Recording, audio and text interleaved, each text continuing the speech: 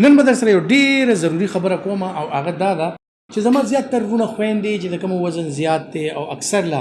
هغه د شوګر د مریضانو به خاص کر خبره کوم چې د شوګر کم مریضان دي وایي ډاکټر صاحب دوايانې خورم انسولین لګوم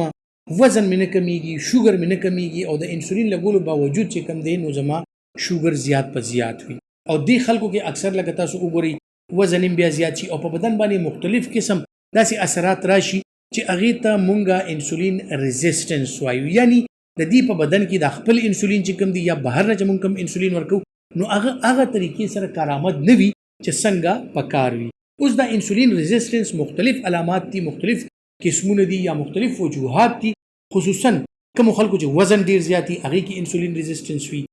بعض دیم خلک داسي چې هغه کې فیمیلیل یعنی هغه کې موروثي طور دغه فیملی کې داسي وي چې انسولین ریزिस्टेंस وي او ډیر خلک داسي چې هغه ته ایکوایرډ وي یعنی هغه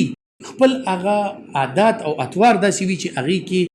وزن زیات کړي وي اکټیویټي نه وي نو د هغه د وجنه په هغه کې انسولین ریزिस्टेंस وي د شوګر دوايانې خوري انسولین لګي خدایي ریزिस्टेंस نه کمیږي نو زه تاسو ته نن یو درې داسې واړه سيزونه خېمه چې هغه تاسو استعمالوي خصوصا نن زما ټارګټ چې کوم اډینس دی هغه دی جناب هغه کسان چې چاته شوګر دی هغه د موټاپي شکار دي او دغه شوګر نه کمیږي بعضي هغه کسان چې کوم انسولین هم لګي او دغه د انسولین ریکوایرمنت مسلسل زیاتیږي او کمیږي نه دغه د پاره زه تاسو ته یو درې داسې زړی خېمه داسې سیډز خېمه چې هغه تاسو استعمالوي نو تاسو انسولین ریزिस्टेंस با کمیږي یعنی تاسو په بدن کې تاسو چې کوم خپل انسولین دی او یا تاسو بهر نه کوم انسولین انجکشن لګوي نو دغه لږ مقدار کې انسولین هم چې کوم دی افیکټیولی بستا په بدن کې کار کوي او انسولین ریزिस्टेंस با کمیږي په دې کې فلیکس سیډ سن فلاور سیډ او ورسره پمپکن سیډ یعنی تخم السی ورسره سره چې کوم دی نو دا سن فلاور یعنی د نور پرست چې کوم دا زړې دی او ورسره کوم چې د السی دغه دی تخم دی فلیکس سیډ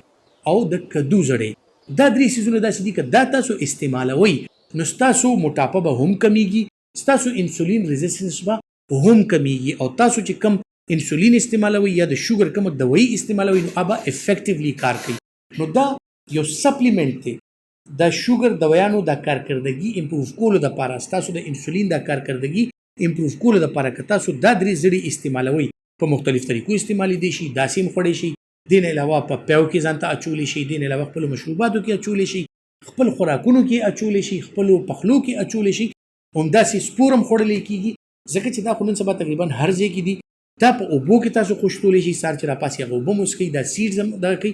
نو د دې د ټول نور فائدې خو ډېرې زیات دي خو نن څنګه چې ما ویلو چې ما ټارګټ اور کسان به کم دی ابنن هغه چې کم شوګر نه کنټرول کیږي نو که تاسو شوګر نه کنټرول کیږي تاسو دا درې سیډز استعمال کړئ که خوشتوي کوم داسې خوري په دې طریقه باندې استعمال کړئ او ان شاء الله یو څو میاشتې تاسو استعمال کړئ تاسو به وګورئ چې نه صرف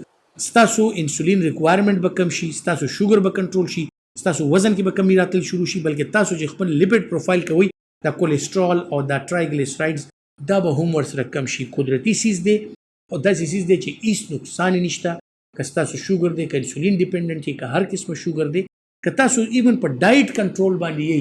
پری ډایابټیک شوګر مولا نشته او خطر دا چې تاسو شوګر شروع کیږي نو که تاسو دا استعمالوي خپل خوراک کې خپل سلاد کې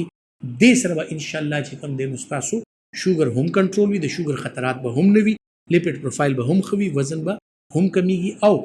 نور چې کوم د دې په نروز باندې د دې په اعصابو باندې د دې چې کوم هاضمي سره ریلیټډ او شوګر بلډ پريشر سره ریلیټډ د دې کومې فائدې دي او تاسو ته ټول حاصلېږي ان شاء الله امید لرم چې دا معلومات به تاسو لپاره فائدہ مند وي او که تاسو غواړئ چې فائدہ مند دي نو دا ویډیو بندولو نه مخکې لایک او شیر ضرور کړئ خپل ډیر خیال ساتئ